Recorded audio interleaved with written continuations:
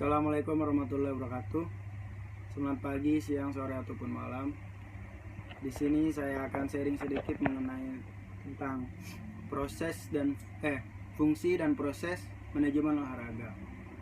Jadi di dalam fungsi itu ada dua kategori ya. Yang pertama itu ada fungsi organik dan kedua itu ada fungsi non organik.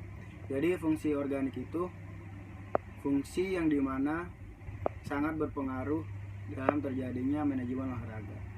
Jadi ketika tidak ada fungsi organik itu, maka rusaklah atau tidak berjalannya suatu manajemen olahraga. Contohnya seperti tidak adanya ketua dalam suatu manajemen olahraga, tidak adanya bendahara dan lain sebagainya. Nah, terus yang kedua itu ada fungsi anorganik, hanya menjadi faktor pendukung. Jadi contohnya seperti alat transportasi, terus alat komunikasi dan lain sebagainya. Nah, di fungsi manajemen olahraga itu menurut beberapa para ahli.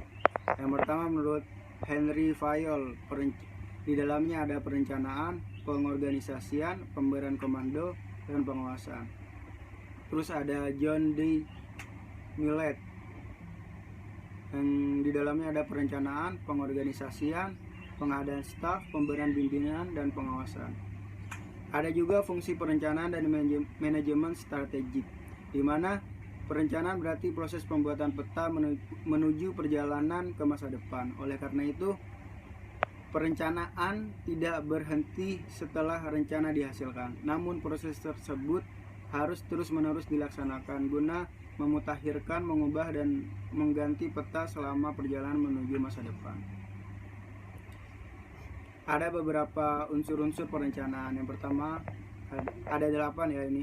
Yang pertama ada pernyataan deskriptif, pernyataan visi, pernyataan misi, filsafat yang jadi pedoman, terus ada prinsip-prinsip pengoperasian, ada tujuan, tanda-tanda keberhasilan, serta yang terakhir adalah program. Agar berjalannya lancar perencanaan strategik, ada dua cara menyusun suatu perencanaan strategik.